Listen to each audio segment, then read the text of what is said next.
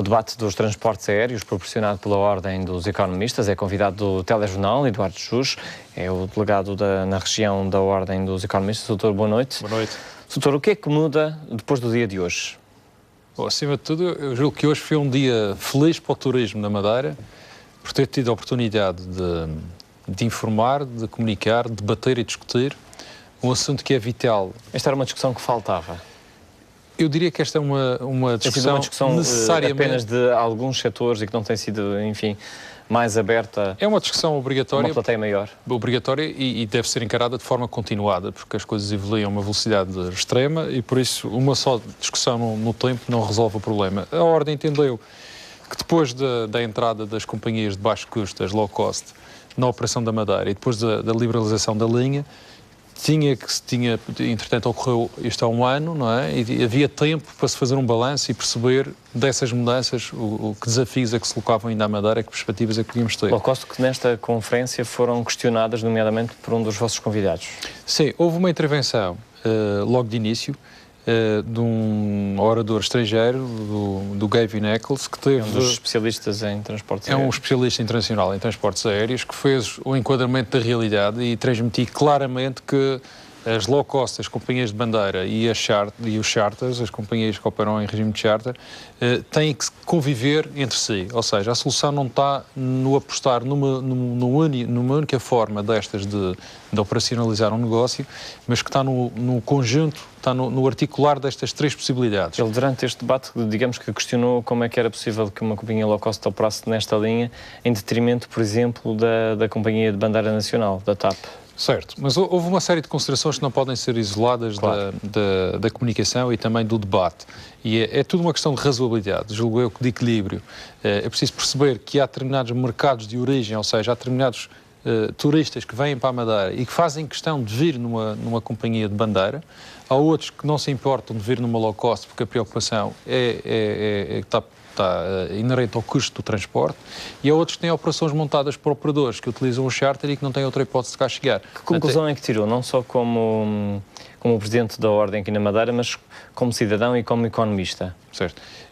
A conclusão que eu tiro é que a responsabilidade da decisão, da operação de todo este conjunto de possibilidades é, acima de tudo, baseada numa função de equilíbrio.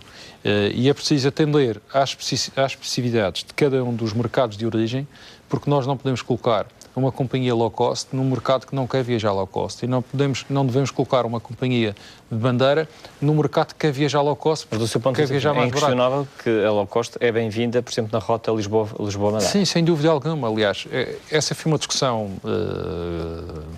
com alguma motivação de início, porque o mercado não ajustou rapidamente e as pessoas tiveram que, ao fim e ao cabo, se adaptar a estas mudanças, mas a verdade é que para o madeirense, porque a discussão de hoje da conferência não era o transporte aéreo na perspectiva do turismo, mas também na perspectiva do residente.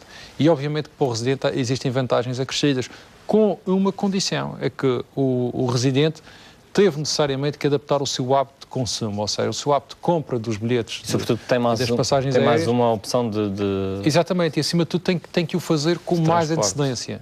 Nós estamos habituados a programar as nossas viagens ou a realizar as viagens sem antecedência, marcámos para o dia seguinte ou para o dia dos dias, e hoje em dia não é possível. Mas é certo que o caso das low cost foi benéfica, nomeadamente na rota Lisboa-Funchal, já no caso de outras rotas, como o caso de destinos turísticos, como o caso da Inglaterra, há quem questiona se as low cost vieram retirar algum mercado, nomeadamente aos charters. Certo. Isso foi também discutido. Isso também foi discutido. E isso tem a ver com outro aspecto, que é a forma de financiamento das companhias de baixo custo.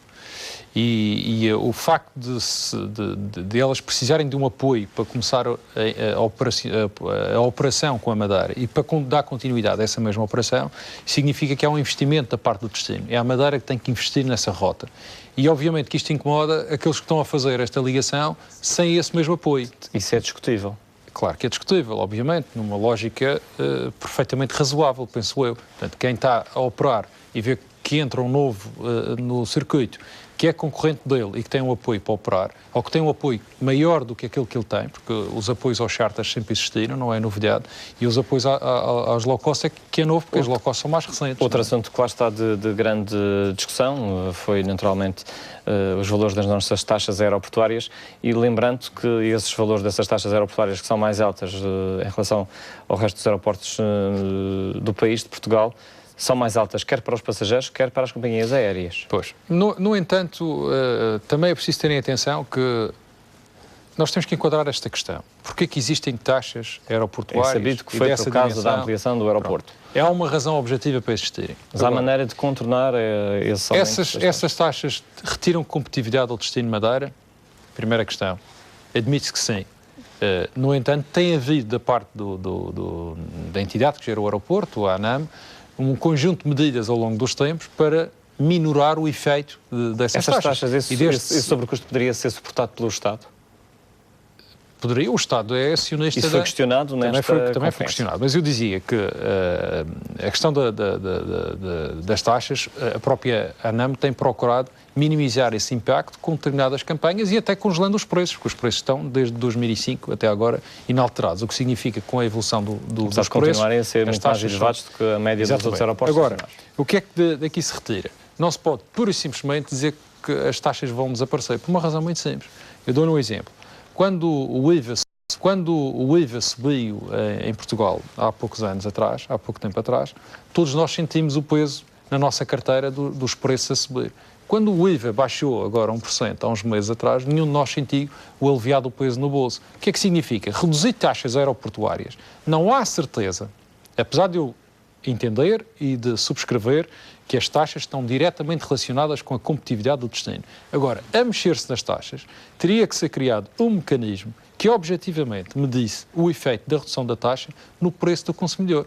Porque, repare, o que é mais natural que aconteça é o aeroporto rever as taxas e o consumidor pagar o mesmo preço. Alguém fica a ganhar o dinheiro das taxas. Doutor, e quem é que fica? É quem está na cadeia. São os operadores, são os que intervêm no processo. E isto é que não poderia acontecer. Repare, eu desculpo insistir, mas esta é uma questão de princípio. Se baixa a taxa por uma questão de competitividade, é preciso medir efetivamente e criar mecanismos efetivos que controlem essa baixa do preço no consumidor final.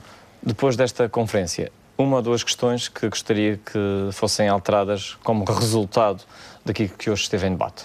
Acima de tudo, eu julgo que há uma mensagem muito forte, e isto foi quase transversal a todas as comunicações, de que só com uma parceria pública ou privada é que é possível gerir os destinos turísticos hoje em dia. Foram dados vários exemplos por mundo fora. O caso da Madeira já é um exemplo prático disso mesmo. É uma parceria que existe, tem que ser desenvolvida, tem que crescer, tem que ganhar o seu espaço. E é através desse esforço que já hoje em dia acontece entre os privados, entre o sector privado e o sector público, é por aí que as coisas devem resultar. Os exemplos lá fora caminham exatamente neste sentido. Esta foi uma mensagem muito profunda. Eu acho que se deve retirar daí, acima de tudo, uma lição, no sentido de admitir que estamos no caminho certo e que é preciso reforçar com meios e com recursos esta política que está a ser seguida, dando espaço a que o sector privado intervenha neste processo de afirmação do destino turístico e obviamente, chamando o sector público também à sua responsabilidade nesta intervenção. José Eduardo, muito obrigado por ter vindo ao Telejornal. Obrigado, eu.